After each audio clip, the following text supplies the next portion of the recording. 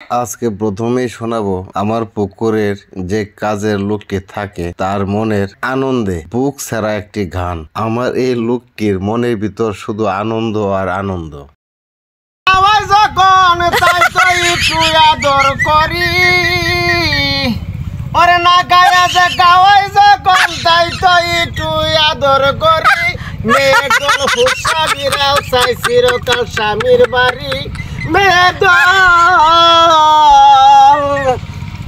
বিসমিল্লাহির রহমানির রহিম। সম্মানিত ভিউয়ার্স, সকলের প্রতি রইল আমার সালাম, আসসালামু আলাইকুম।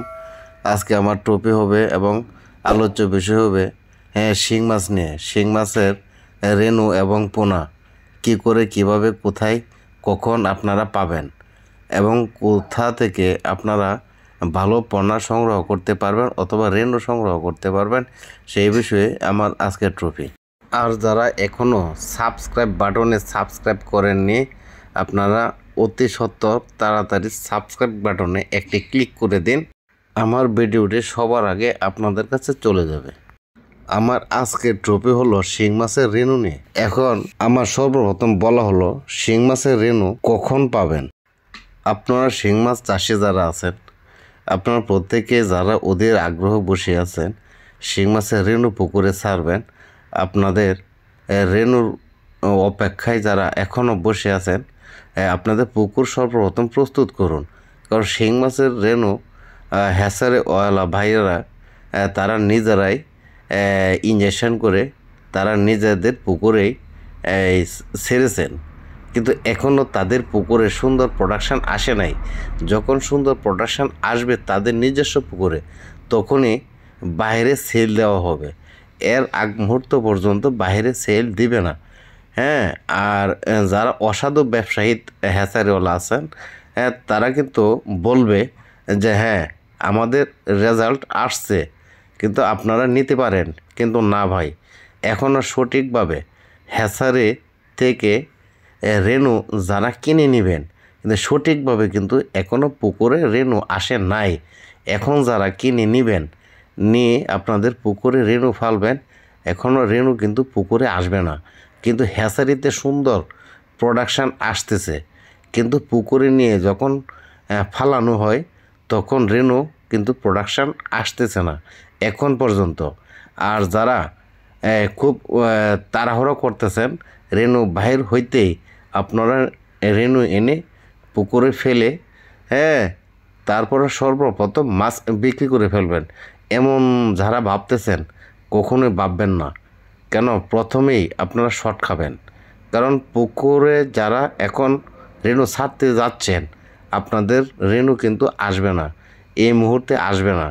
কিন্তু হ্যাচারিওয়ালা যারা আছে তারা কিন্তু আপনাদেরকে হয়তো প্রলোভন দেখাচ্ছে যে আমাদের মাছ এসে গেছে, কিন্তু আপনারা দেখেন নিজ চোখকে তাদের মাছ আসছে কি না। আমি জানি, আমি প্রত্যেক হ্যাচারিতেই আমি অবজারভার করেছি, দেখেছি। তাদের কারো হ্যাচারি থেকেই দেখলাম যে কারো প্রোডাকশান পুকুরে আসে নাই, কিন্তু হ্যাচারিতে সঠিক প্রোডাকশান আসছে রেণুর, কিন্তু পুকুরে ফেলার পর এখনও রেণু প্রোডাকশান সঠিক আসে নাই। এটার একটি কারণ আছে, যে কারণটি হলো দিনের আবহাওয়া ভালো কিন্তু রাত্রে এখনও ঠান্ডা থাকে, তাই ওই আবহাওয়ায় মাছ কেটে যায়। কারণ দিনের আবহাওয়ার সাথে রাত্রের আবহাওয়া ম্যাচিং থাকতে হবে। দিনেও যদি গরম থাকে রাত্রে গরম থাকতে হবে, আবার দিনে যদি ঠান্ডা থাকে রাত্রেও ঠান্ডা থাকতে হবে। যদি এমন ম্যাচিংয়ে হয় তাহলে রেণু আসবে। কারণ এখন যে সমস্যাটা, বড় একটা সমস্যা হচ্ছে দিনের তাপমাত্রা বেশি থাকে, রাত্রের তাপমাত্রা একবারে কম থাকে। তাই পুকুরে ফেলার পর এই রেণুর প্রোডাকশান আসে না। হয়তো আর সপ্তাহ 10 ভিতর রেণুর প্রোডাকশান পুকুরে ফেললে আসবে। পরিবর্তন হয়ে যাচ্ছে, আবহাওয়া চেঞ্জ হচ্ছে, আপনারা আর বেশি দিন ধৈর্য ধরে থাকতে হবে না। কিন্তু আপনারা পুকুর প্রস্তুত করুন। আমি কিন্তু বারবার বলতেছি, আপনারা সময় নেন, সময় নিয়ে পুকুর প্রস্তুত করুন, কিন্তু ধৈর্য হারা হবেন না। পাগলের মতো রেণু কিনে নিয়ে পুকুরে শুধু ফালবেন না। পুকুরে ফালবেন, আপনার টাকা লস করবেন, কারণ কিন্তু আপনার ক্ষতি হবে। কখনোই এমন করবেন না, তাড়াহুড়ো করবেন না। দ্রুত গতিতে মাছ কিনে রেনু কিনে পুকুরে ফেলবেন না, আগে পুকুর মেরামত করুন, পুকুর প্রস্তুত করুন, সময় নিন, সময় নিয়ে ঠান্ডা মাথায় আপনারা রেনু ফালান, ইনশাল্লাহ আপনার রেনুর প্রোডাকশান আসবে। কিন্তু এখন যারা নেবেন আপনাদের রেনুর প্রোডাকশান কিন্তু আসবে না, পুকুরে আসবে না। হ্যাচারিতে রেনু হচ্ছে সঠিক, হ্যাচারিতে রেনু ভালো হচ্ছে, কিন্তু ওই রেনু পুকুরে ফালানোর পর আর এখান থেকে রেজাল্ট আসতেছে না। আসবে, আইসা যাবে খুব তাড়াতাড়ি, হয়তো 1 সপ্তাহ 10 দিন হয়তো লাগবে, কিন্তু হয়তো বলতে পারেন কিন্তু হ্যাচারিতে কেন আসতেছে আর পুকুরে কেন আসে নাই? হ্যাচারিতে আসার একটা কারণ, হ্যাচারি এতে অল্প পানি, একটা হাউজে থাকে অল্প পানি, এই পানিতে গ্যাস হয় নাই, অক্সিজেনের কোনো স্বল্পতা অথবা ঘাটতি দেখা দেয় না। আর পুকুরে যখন ফালানো হয় অনেক সমস্যা দেখা দেয়, কারণ একটা বড় সমস্যা হচ্ছে অক্সিজেন ন্যাচারালি যে অক্সিজেনটা পাওয়ার কথা, ঠিক সেই অক্সিজেনটা আমাদের এই পিচ্ছি যে মাছ অথবা রেনুগুলা ওরা কিন্তু সঠিকভাবে পায় নাই। আর আমরা যে কিনে বাজার থেকে কিনে যে অক্সিজেন ব্যবহার করি, এই সকল অক্সিজেন দিয়ে আমাদের মাছ টিকিয়ে রাখতে পারা যায় না, রেনু টিকিয়ে রাখা পারা যায় না। কিন্তু ওয়েদার যে পর্যন্ত ঠিক না হবে এর আগ মুহূর্ত পর্যন্ত আপনারা শত চেষ্টা করলেও আপনাদের রেনু কিন্তু আসবে না।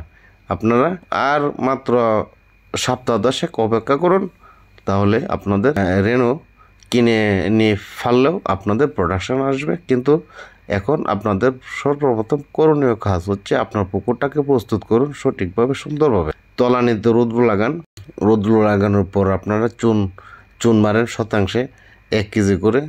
তারপর চুন মারার পর আপনার পানি তুলুন, পানি ন্যূনতম আপনার 4 ফুটের উপরে পানি রাখবেন, ন্যূনতম 4 ফুটের উপরে পানি রাখবেন। আর পানি তোলার পর যদি দেখেন আপনার পুকুরের পানি লাল হয়ে গেছে, তখন আপনার চুন দিয়ে দিবেন। লাল বলতে কিন্তু আয়রনযুক্ত যদি পানি দেন তাহলে ওই পানিটা লাল হয়ে যাবে। এখন ওই পানিটা কাটানোর জন্য আপনার আবার শতাংশে 200 গ্রাম হারে চুন দিয়ে দিবেন। আপনার আয়রনযুক্ত লাল পানিটা ওটা কেটে যাবে, এটা কেটে দিয়ে নীল কালার হয়ে যাবে। আর তো আপনার পুকুরে পানি থাকবে নতুন, এই নতুন পানিতে কোনো খাবার থাকবে না। আপনারা খাবারের জন্য লালে মানে চিটাগুড় তার সাথে মিশ্রণ করবেন এই ফিড পাউডার খাবার, এটা মিক্সড করে এক রাত্রিবেলায় রেখে দেবেন, পরের দিন সকালে সারা পুকুরে ছিটিয়ে দেবেন। দেখবেন আপনার প্রাকৃতিক খাবার তৈরি হয়ে যাবে, পানির কালার এসে যাবে। আর এইভাবে পুকুর যখন প্রস্তুত করবেন সঠিকভাবে, আর পুকুর কীভাবে প্রস্তুত করতে হয় এই বিষয়ে কিন্তু আমার পিছনে অনেক ভিডিও দেওয়া আছে, আপনারা আমার এই পিছনের ভিডিও দেখে আসবেন, তাহলে বুঝতে পারবেন পুকুর কীভাবে প্রস্তুত করতে হয়। পুকুর প্রস্তুত করে আপনারা হ্যাচারিতে অর্ডার দেবেন, অর্ডার দেওয়ার পর আপনাদেরকে যখন হ্যাচারিওয়ালা বাইরে রেনু দেবে তখন আপনারা সুন্দরভাবে প্যাকেট পানিতে ফেলে রাখবেন আধা ঘন্টা ফেলে রেখে, তারপর আধা ঘন্টা পর আপনার মাছ ছাড়বেন পুকুরে, সুন্দরভাবে মাছ ছাড়বেন। মাছ ছাড়ার মানে রেনু ছাড়ার আধা ঘন্টা আগে আপনাদের পুকুরে অক্সিজেনের ট্যাবলেট দেবেন, তারপর স্যালাইন দেবেন। অক্সিজেন ট্যাবলেট আর স্যালাইন এটা হলো আপনার রেনু ছাড়ার আধা ঘন্টা আগে এই কাজটি করবেন।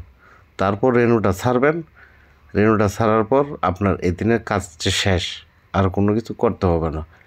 আর রেনু যেদিনকে ছাড়বেন ওই দিন রাত্রেবেলায় আপনার রাত্রে 12টা 12:30টার দিক দিয়ে আপনার আবার অক্সিজেন দিবেন, পরের দিন আবার ডিম দিবেন, ডিমের কুসুম খাওয়াবেন। 1 কেজি রেনুর জন্য আপনার ডিমের কুসুম দিবেন 4 থেকে 5টা অথবা 6টা। এই কুসুম একটা নেটের ভিতর রেখে চাপ দিবেন, পানির সাথে মিশ্রণ করে দেবেন, আর সারা পুকুরে ছিটিয়ে দেবেন। সকালে খাওয়াবেন, দুপুরে দেবেন স্যালাইন, আবার বিকালে দেবেন ওই 4 থেকে 5টা ডিম। পরের দিন আবার আপনার সকালবেলা দেবেন ডিম, দুপুরে দেবেন স্যালাইন, সন্ধ্যার আগ মুহূর্ত অথবা বিকালে দেবেন আবার ডিম। এইভাবে 3 দিন খাওয়াবেন ডিম। 3 দিন ডিম খাওয়ার পর আপনারা খাওয়াবেন 1 কেজি পাউডারযুক্ত খাবার পাবেন বাজারে, এখান থেকে খাবার কিনে এনে আপনারা অর্ধেকটা খাবার খাওয়াবেন। 1 কেজি রেনুর জন্য হাফ কেজি খাওয়াবেন, 1 কেজি রেনুর জন্য হাফ কেজি খাওয়াবেন।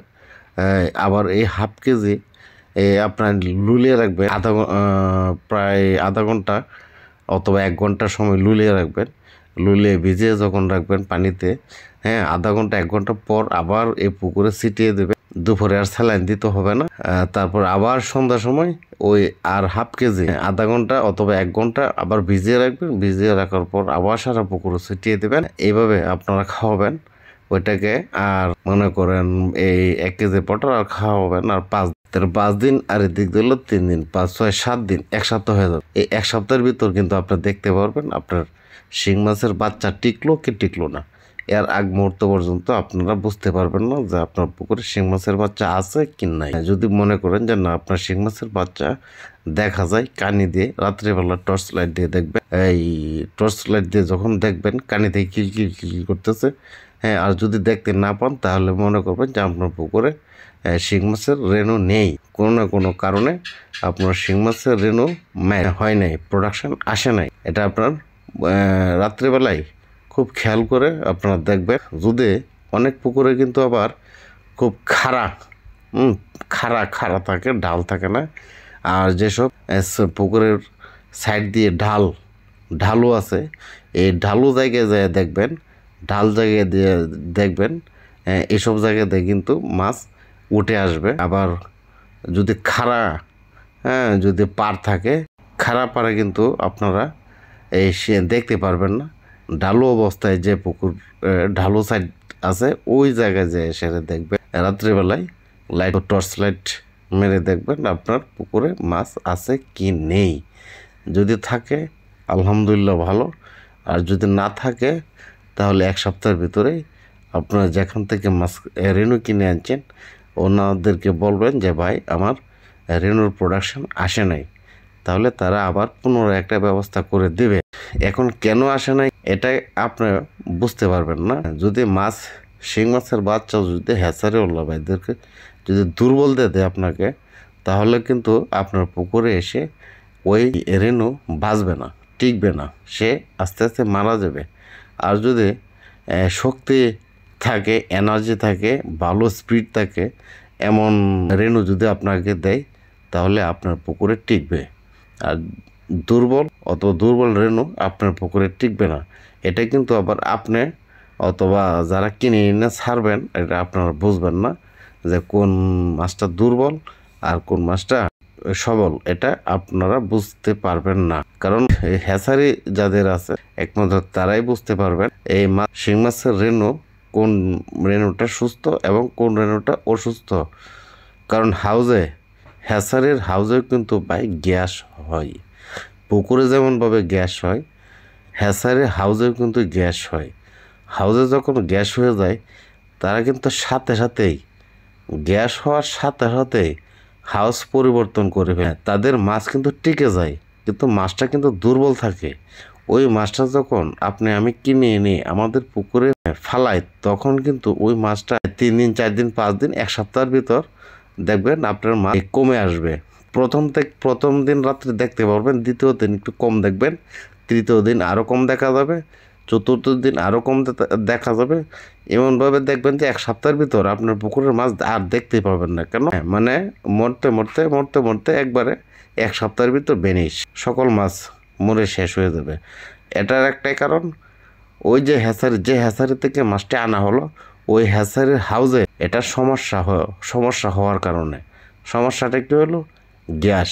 ওই গ্যাস খাওয়া রেণু অন্য নতুন হাউস যে হাউজে গ্যাস হয়েছিল ওই হাউস থেকে আবার অন্য হাউসে যখন চেঞ্জ করলো, ওই অন্য হাউসে চেঞ্জ করার পর কিন্তু মাছ সুস্থ হয়ে গেল। কিন্তু সুস্থ হওয়ার পরেও তাদের যে একটা দুর্বল ভাবটা ছিল, ওই দুর্বলতাটা কিন্তু তাদের কাটে নাই। যে সকল মাছ বেশি দুর্বল ছিল ওই সকল মাছ তো এখানে এই হাউজেই মারা গেছে। তাদের হ্যাচারির প্রক্রিয়ার মাধ্যমে বেশি দুর্বল মাছগুলো পানির উপরের অংশে বেশি যখন গেল, তখন ওই সকল মাছ ওরা ফেলে দিছে। এরপর নিচে যে সকল মাছ থাকলো, শুধু আপনাকে এই মাছটি আপনার জন্য রাখলো। আপনি বুঝতে পারবেন না এটা গ্যাস খাওয়া মাছ না সুস্থ মাছ। কারণ যদি কোনো হাউজে গ্যাস হয়ে থাকে আর এ সকল মাছ যখন আপনাকে দিবে, আপনার পুকুরে কখনোই প্রোডাকশন আসবে না। এটা আমি গ্যারান্টি সহকারে বলতে পারি। আর আপনার পুকুরেও যদি কোনো ত্রুটি থাকে তাহলেও কিন্তু আসবে না। শুধু হ্যাচারি ভাইদেরকে দোষ দিলে হবে না, আপনার পুকুরে যদি কোনো গ্যাসের ডোজ দিতে কোনো সমস্যা করেন তাহলেও কিন্তু আসবে না। আমি আজকে আপনাদের কাছ থেকে আমি বিদায় নেব, ভিডিও লম্বা করতে চাচ্ছি না। আর আমার এই ভিডিও যদি ভালো লেগে থাকে তাহলে আমার এই চ্যানেলটিতে একটি লাইক ও সাবস্ক্রাইব করবেন, আর কোনো কিছু জানতে আমাকে কমেন্ট করবেন। তাহলে রাখলাম, আল্লাহ হাফেজ।